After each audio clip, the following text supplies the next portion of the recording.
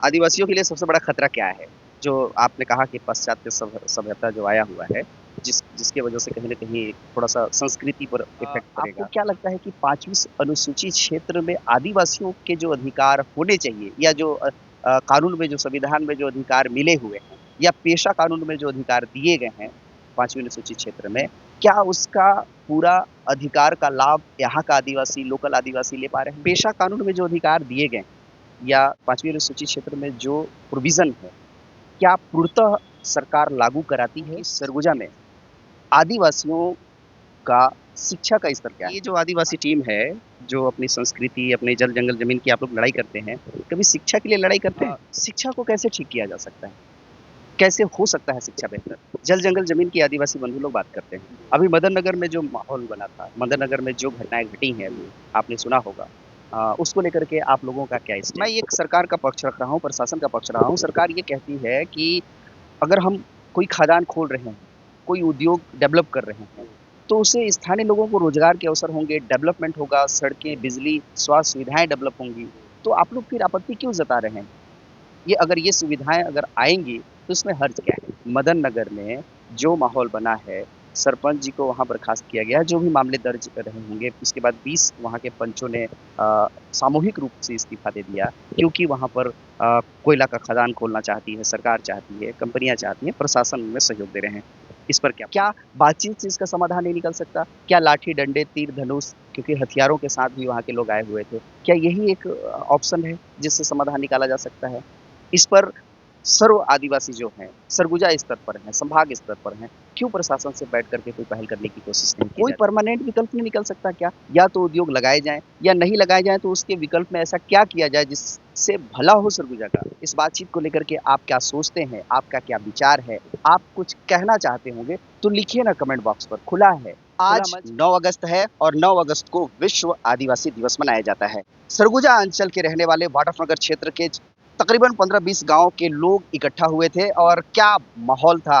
बारिश झमाझम भी हो रही थी बीच-बीच में, लेकिन लोगों का उत्साह विश्व आदिवासी दिवस मनाने का जो था, वो काफ़ी ऊँचा था। यहाँ पर जो विश्व आदिवासी दिवस में शरीक हुए, शामिल हुए कुछ आदिवासी नेता हैं। आइए उनसे हम कुछ पूछते हैं, उनसे कुछ सवाल पूछते हैं। मैं सुखनाथ मरावी, अध्यक्ष छत्तीसगढ़ सर्वादिवासी समाज वाड़फा। कार्यक्रम बहुत अच्छा था बरावी जी। बहुत सारी आदिवासी जो युवतियाँ थीं, लड़कियाँ थीं, उन्होंने शानदार प्रस्तुति दिया, अपनी संस्कृति का प्रेज़ेंटेशन किया। पर मैंने यहाँ पर ऑब्ज़र्व किया कि ये सरगुजा है और सरगुजा की जो संस्कृति है, उस संस्कृति में यहाँ की संस्कृति में सरगुजिया बोली बहुत महत्वपूर्ण है। लेकिन यहाँ पर मैं तो देखा वक्ता हों या फिर मंच में जो भी गतिविधियाँ हो रही थी, वो हिंदी में हो रहा था। हिंदी को क्यों आखिर ऐसा कार्यक्रम में शामिल किया गया? जी, इसमें सर ये अपना जो वाड़फर ब्लॉक है विशेषकर ये अपना झारखंड, बिहार और उत्तर प्रदेश, इधर मध्य प्रदेश से सटा हुआ है और क्योंकि यहाँ का कल्चर जो है मिक्स हो गया है। वो अपना जो प्रकृति के पुजारी हैं, प्रकृति को मानते हैं, प्रकृति ही उनका देवता है। तो अपना प्रकृति से बाकी उनका रीति रिवाज, पूजा पाठ, धर्म संस्कृति में सीधा आदिवासी का ही गुण है। बाकी इसमें जैसे अपना सरगुजिया केवल बोली में अंतर हो रहा है, बाकी कल्चर यहाँ सरगुजा का उत्तरी सरगुजा का मिलता-जुलता मेरे है। ख्याल से सरगुजा बोली को भी मिठास बनाना चाहिए, ये संस्कृति में शामिल होना चाहिए। अगला प्रश्न पूछ रहा हूँ मरावी जी दरअसल इतने वर्षों से जो आदिवासी संस्कृति है, आदिवासी के जो पोशाक है, आदिवासी की जीवन शैली है, उसमें अभी वर्तमान को आप कैसा देखते हैं? कैसा है? मतलब कुछ बदला है, नहीं बदला है या किस स्थिति में देखते हैं? वर्तमान में स्थिति में बदलाव तो नहीं हुआ है। अभी जैसे अपना हम लोग संस्कृति के पहचान के लिए और उसको जीवित रखने के लिए ही ये सब कार्यक्रम कर रहे हैं। हम लोग छत्तीसगढ़ सर्व आदिवासी समाज, छत्तीसगढ़ गौण कर्मचारी कल्याण परिषद संयुक्त रूप से मिल के ये अपने विकास खंड का जो आदिवासी कल्चर है, पहचान है, उसको बनाए रखने के लिए हम लोग ये विभिन्न सांस्कृतिक कार्यक्रम के माध्यम से लोगों को बताते हैं कि हमें अपनी संस्कृति को, अपनी विरासत को बचाना है, ताकि अभी जो पाश्चात्य सभ्यता का युग आ गया, जिसमें जो हमारे नवयुवक, नई पीढ़ी है, जो आज का नए-नए जनरेशन हैं वो जो है यहाँ का जो मिक्सचर कल्चर है उसकी ओर अग्रसर हो रहा है। आदिवासियों के लिए सबसे बड़ा खतरा क्या है? जो आपने कहा कि पाश्चात्य सभ्यता जो आया हुआ है, जिसके वजह से कहीं न कहीं थोड़ा-सा संस्कृति पर इफ़ेक्ट पड़ेगा। सबसे ज़्यादा खतरा हमारा जल, जंगल, ज़मीन है। जी। कैसे? इसलिए कि आज जो है क्योंकि आदिवासी प्रकृति पे आश्रित है। यदि प्रकृति का साथ छूटा तो आदिवासी का विनाश निश्चित है। इसीलिए जल, जंगल, ज़मीन इसको भगवान, इसी को देवता, इसी को माता-पिता, इसी को सब मानते हैं लोग और इसी पर आश्रित है इनका जीवन। तो जल, जंगल, ज़मीन आपका खतरे में है क्या? खतरे में है। कैसे खतरे में है वो भी बता दीजिए। इसलिए कि आज जो है सुनने में आ रहा है यहाँ की विकास अभी शुरू नहीं हुआ है, बाकी अन्य जगहों में हो रहा है कि आदिवासी जहाँ बसे हैं बसाहत है, यदि शासन को पता चल जाता है कि वहाँ खनिज संपदा है, इस तरह से कुछ वहाँ है रॉ मटेरियल, तो उसके लिए बिना अनुमति के 5वीं अनुसूची क्षेत्रों में उत्खनन करके वहाँ का दोहन किया जा रहा है, जिससे आदिवासी अपने जल, जंगल, ज़मीन से विस्थापित हो रहे हैं। मरावी जी, अभी बहुत बड़ा मुद्दा रहा है, कई तरह के मुद्दे रहे हैं, ख़ास तौर पर जल, जंगल, ज़मीन की लड़ाइयाँ अभी भी चल रही हैं छत्तीसगढ़ में, हसदेव का हो, मैनपाट का हो, सरगुजा में आए दिन कुछ न कुछ बड़ा आंदोलन होते रहता है। ये 5th शेड्यूल होता है, 5वीं अनुसूची क्षेत्र है, यहाँ पेशा कानून भी लागू है। आपको क्या लगता है कि 5वीं अनुसूची क्षेत्र में आदिवासियों के जो अधिकार होने चाहिए या जो कानून में जो संविधान में जो अधिकार मिले हुए हैं या पेशा कानून में जो अधिकार दिए गए हैं 5वीं अनुसूची क्षेत्र में, क्या उसका पूरा अधिकार का लाभ यहाँ का आदिवासी, लोकल आदिवासी ले पा रहे हैं? नहीं ले पा रहे हैं। इसलिए कि संविधान में जो प्रस्ताव तो पास कर दिया गया है जैसा जैसे ये 2022 से ही यहाँ लागू है, लेकिन ग्राम सभाओं के माध्यम से जिसका उद्देश्य था कि बिना ग्राम सभा के अनुमति से ना आप ज़मीन अधिग्रहण कर सकते हैं, न वहाँ का मिनरल वाटर किसी भी प्रकार का उस ग्राम सभा का दोहन नहीं किया जा सकता है, बिना ग्राम सभा की अनुमति के। शिव कुमार आयम है, सामाजिक व्यक्ति हैं। भले ही आप कर्मचारी हैं, कोई बात नहीं, सामाजिक मुद्दों पर तो अपनी बात रख ही सकते हैं। सवाल ये है शिव कुमार जी, जैसे पेशा कानून में जो अधिकार दिए गए या 5वीं अनुसूची क्षेत्र में जो प्रोविज़न है, क्या पूर्णतः सरकार लागू कराती है 5th शेड्यूल में, यहाँ 5वीं अनुसूची क्षेत्र में, सरगुजा में? कैसे देखते? जो पेशा एक्ट सरकार ने लागू किया है, उसका पालन नहीं हो पा रहा है, क्योंकि ग्रामीण भी जागरूक नहीं है। जब तक उनको प्रशिक्षित नहीं करेंगे, तो सारा अधिकार ग्राम सभा का है, लेकिन ग्राम सभा में लोग जाते भी नहीं हैं, जानकारी भी नहीं है। इसलिए जो हमारे निचले स्तर के जो व्यक्ति होते हैं, वो ग्राम सभा में बोल भी नहीं पाते हैं। जो दबंग लोग होते हैं, कोई भी प्रस्ताव पास करा के अपना मनमानी कर लेते हैं। सरकार की भूमिका कितनी है इन प्रोविज़नों को, इन अधिकारों को सरगुजा में इम्प्लीमेंट करने में? सरकार की भूमिका देखिए, जब तक जागरूक नहीं होंगे तब तक सरकार कुछ भी नहीं कर सकती है।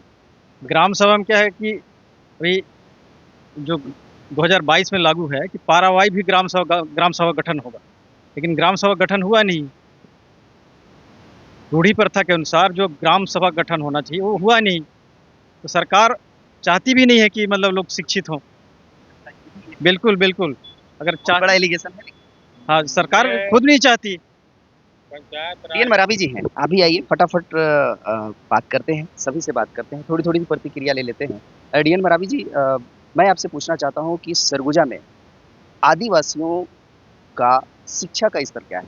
आदिवासियों में शिक्षा का स्तर कैसा है? क्या देखो, सरगुजा संभाग में आदिवासी शिक्षा तो निश्चित रूप से प्राप्त कर रहे हैं। शिक्षा प्राप्त करना उसको नहीं कहेंगे, उसके केवल में वो डिग्री ले रहे हैं। जो शिक्षा का महत्व है, जो शिक्षा मिलना चाहिए, वो शिक्षा नहीं मिल पा रही है। किस वजह से नहीं मिल पा रही? उनमें या तो जो खुद का जो सेंस है, जो दिमाग है, जो डेवलप होना चाहिए शिक्षा प्राप्त करने के साथ। उसके लिए एजुकेशन सिस्टम चाहिए साहब, उसके लिए व्यवस्थाएं चाहिए, उसके लिए सुविधाएं चाहिए, उसके लिए वैसा माहौल चाहिए। आप पाते हैं वैसा माहौल सरगुजा में? ऐसा माहौल बन नहीं पा रहा है अपने सरगुजा में, है नहीं। तो इसलिए क्या ये जो आदिवासी टीम है, जो अपनी संस्कृति, अपने जल जंगल जमीन की आप लोग लड़ाई करते हैं, कभी शिक्षा के लिए लड़ाई करते हैं? हाँ, इसके लिए भी लड़ाई होती है, पर लोगों तक वह बात पहुंच नहीं पाती है। शासन की जो शिक्षा नीति है वो सही नहीं है। इसलिए जो आर्थिक रूप से मजबूत लोग हैं, चाहे वो आदिवासी हों या गैर आदिवासी हों, जो मजबूत लोग हैं वो अच्छे स्कूलों में अच्छी फीस दे के अपने बच्चों को शिक्षा ग्रहण करा रहे हैं। लेकिन जो गांव में जो गवर्नमेंट की जो स्कूलें हैं, वो स्कूल नाम मात्र की स्कूल रह गए। शिक्षा का स्तर, जो बच्चों को शिक्षा मिलना चाहिए वो शिक्षा नहीं मिल। शिव कुमार जी, एक बार फिर आपसे आपके पास आना चाहता हूँ। सरकारी संस्थान में भी हैं आप हैं। शिक्षा को कैसे ठीक किया जा सकता है? कैसे हो सकता है शिक्षा बेहतर? शिक्षा का जो मेन मैं अभी तक जो समझ पाया हूँ, जो पहले के हम लोग जब पढ़ते थे उस टाइम में कहते बोर्ड परीक्षा होती। आज अगर स्कूल में केवल नाम लिखा देने से बच्चा पास हो जाएगा, तो शिक्षा के स्तर आप समझ लीजिए क्या हो सकता है। ये सारी व्यवस्थाओं को बदलना पड़ेगा। कुछ शिक्षा मतलब जब तक बच्चे को पेपर देख नहीं पास होगा, ज़मीन मतलब उसका नींव अगर नहीं ठीक है, तो ऊपर कर ही नहीं सकता है। क्योंकि कहीं भी जब कहीं नौकरी करेगा या करेगा तो वहाँ कॉम्पिटिशन से उसको फेस होना है। और यहाँ पहली से लेकर 8वीं तक पूरा फ्री नाम एडमिशन करा दी, जो पास हो जा रहा है। तो शिक्षा की स्तर आप समझ लीजिए क्या होगा। मरावी जी, एक बार फिर से आपके पास आ रहा हूँ। आप लोगों का कहना है कि ग्राम सभा की सहमति के बाद किसी भी तरह का खदान खोलने चाहिए। तो खदान के विरोध में आप आते हैं। मैं एक सरकार का पक्ष रख रहा हूँ, प्रशासन का पक्ष रहा हूँ। सरकार ये कहती है कि अगर हम कोई खदान खोल रहे हैं, कोई उद्योग डेवलप कर रहे हैं, तो उससे स्थानीय लोगों को रोजगार के अवसर होंगे, डेवलपमेंट होगा, सड़कें, बिजली, स्वास्थ्य सुविधाएं डेवलप होंगी। तो आप लोग फिर आपत्ति क्यों जता रहे हैं? ये अगर ये सुविधाएं अगर आएंगी तो इसमें हर्ज क्या है? नहीं, क्या है देखिए, अभी तक के इतिहास में मैं देखा जहाँ भी खदान खुले हैं, स्थानीय लोग उसमें लाभान्वित नहीं हो पा रहे हैं, मात्र विस्थापन होते हैं। क्या कारण हो सकते हैं इसके? इसमें जो जो भी ऊपर के वहाँ खनिज थे या उसके संचालन करता रहते हैं, बाहर के लोग रहते हैं और वो लोग अपने लोगों को वहाँ भर देते हैं, और जो स्थानीय लोग छूट जाते हैं, इसीलिए इसका विरोध होता है। ध्यान रखिएगा, शासन प्रशासन में बैठे लोग, आपके मंसूबे पूरे इसलिए नहीं होते क्योंकि आप बाहरी लोगों को यहाँ इन्वॉल्व कर देते हैं। स्थानीय लोगों को अगर रोजगार मिले और स्थानीय लोगों को रोजगार के साथ साथ सुविधाएं मिले, सड़क, बिजली, पानी, स्वास्थ्य सुविधाएं मिले, उसमें भी काफी लापरवाही बरतना होता है आपकी तरफ से, तभी यहाँ के आदिवासी इसके विरोध करते हैं। मैं आपका परिचय जानना चाहूंगा, आपके पास आता हूँ। युवा है, बहुत कम समय में समेटना है बातचीत। अपना परिचय। मेरा नाम चंद्रदीप कुरचो है। चंद्रदीप भाई, सीधे आ रहा हूँ, सवाल पे ही आ जा रहा हूँ। अभी आप यंग हैं और सामाजिक मुद्दों पर अपनी प्रतिक्रिया साझा करते हैं, आए दिन सोशल मीडिया पे भी अपनी बात रखते हैं। ये जो मदन नगर में जो मामला हुआ है, मदन नगर में जो माहौल बना अभी फिलहाल, बहुत ही वैसी स्थितियां निर्मित नहीं होनी चाहिए। गांव के लोगों को उठ करके आना पड़ा, पुलिस के साथ मुठभेड़ हुआ, कई लड़ाई झगड़े, कई लोग जख्मी भी हुए। उसको लेकर के क्या स्टैंड है, आदिवासियों का क्या स्टैंड? वहाँ देखिए, जो ग्रामीणों का जो वहाँ जो खनन हो रहा है, भूमि अधिग्रहण जो होने वाला है, तो जो कंपनियां हैं, बड़े बड़े अदानी की जो कंपनियां हैं, वो बिना ग्राम सभा का जो प्रस्ताव के बिना वहाँ जो खनन करना चाह रहे हैं, और प्रशासन को वहाँ पूरा लगा दिया है। प्रशासन मतलब पूरा विभाग वहाँ लगा हुआ है कि यहाँ खनन हो, और वहाँ के ग्रामीण चाह रहे हैं कि यहाँ खनन ना हो।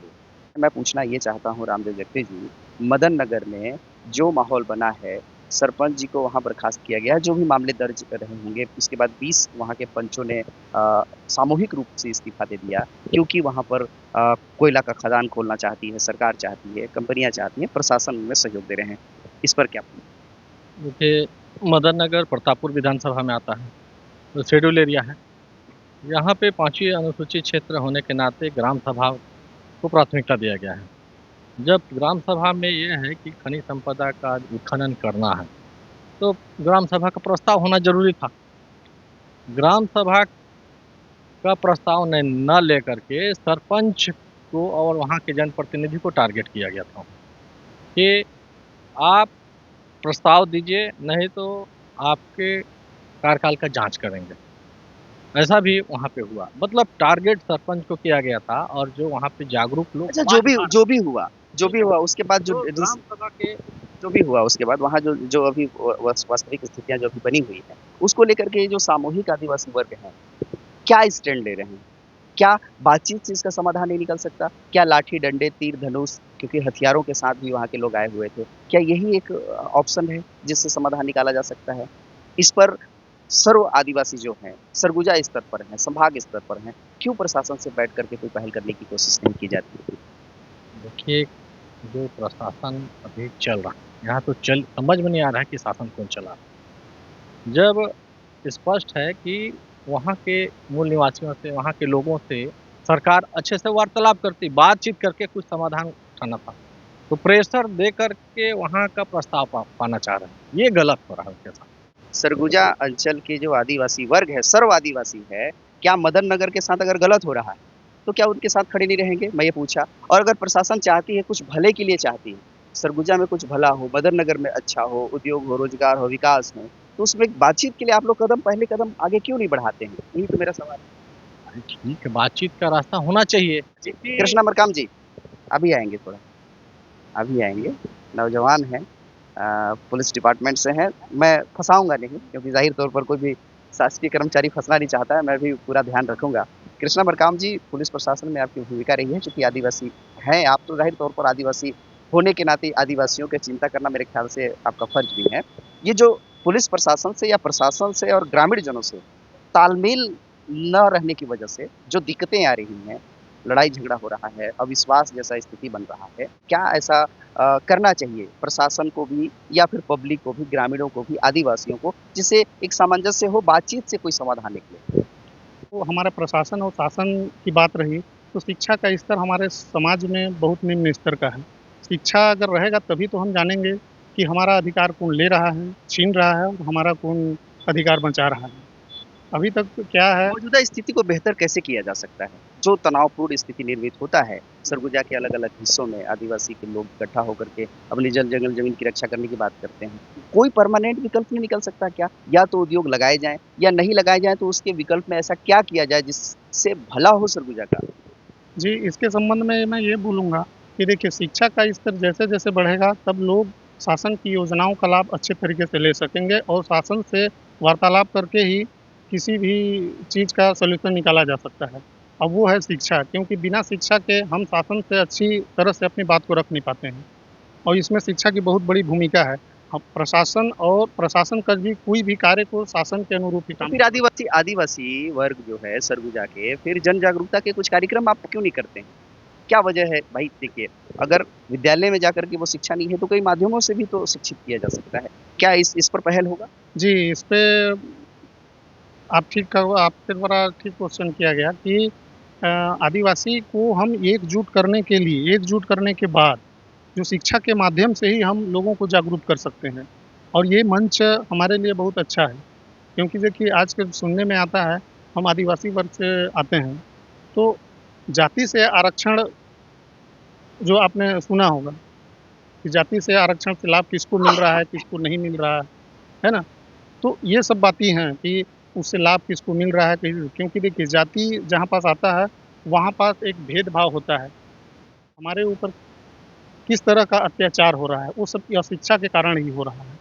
तो मैं कुल मिला के ये बोलना चाहूँगा कि हमारा शिक्षा की दिशा में आप लोगों को काम करना चाहिए। आदिवासी वर्गों को जो शिक्षित हैं, इसलिए नहीं कि जल-जंगल ज़मीन की लड़ाई की शिक्षा होनी चाहिए, सही शिक्षा होनी चाहिए, सही ज्ञान होना चाहिए, अधिकारों का ज्ञान होना चाहिए, कानून का ज्ञान होना चाहिए। बहुत-बहुत धन्यवाद कृष्णा मरकाम। सभी महापुरुषों का योगदान है आदिवासियों के हित के लिए, आदिवासियों के उत्थान के लिए, आदिवासियों को आगे बढ़ाने के लिए। तो 9 अगस्त विश्व आदिवासी दिवस के खास मौके पर इन आदिवासी नेताओं से जो मैंने बातचीत की है, जो मैंने इनसे सवालात किए हैं, मौजूदा हालात को लेकर के मैंने इनसे प्रश्न पूछे हैं और आदिवासियों की क्या वस्तु स्थिति है फिलहाल, कैसे सुधारा और जा सकता है, कैसे बेहतर बनाया जा सकता है, शासन और प्रशासन और फिलहाल आम नागरिक, आदिवासी नागरिक क्षेत्र के जो लोग हैं, उनके बीच में सामंजस्य कैसे बैठे, कैसे बातचीत से हल निकले, कैसे प्रशासन और सरकार को भी सुविधाएं हो और आम नागरिक को भी सुविधाएं हैं। इस बातचीत को लेकर के आप क्या सोचते हैं, आपका क्या विचार है, आप कुछ कहना चाहते होंगे तो लिखिए ना कमेंट बॉक्स पर, खुला है, खुला मंच है और आपके लिखे कमेंट्स को मैं बहुत बारीकी से पढ़ता हूँ और वहाँ से भी मुद्दा उठा करके मैं उसको समाज के सामने रखूँगा। तो आप बिल्कुल कमेंट बॉक्स में अपनी प्रतिक्रिया साझा कीजिएगा और वीडियो अच्छा लगेगा ना, तो आपके अपनों को शेयर करिएगा, बताइएगा, दूर-दूर तक पहुँचाइएगा, अपने फेसबुक आईडी में भी पहुँचाइए। जन जागरूकता का विषय है, तनाव की स्थिति ना होना चाहिए, हम सुकून का सरगुजा चाहते हैं। बहरहाल अगर हमें आपने फॉलो नहीं किया होगा, सब्सक्राइब नहीं किया होगा, दरखास्त है, गुज़ारिश है, निवेदन है, ज़रूर करिएगा। बहरहाल कैमरा पर्सन मेरे सहयोगी दीपक ध्रुवे के साथ दिनेश देवांगन को दीजिए इजाज़त। नमस्कार।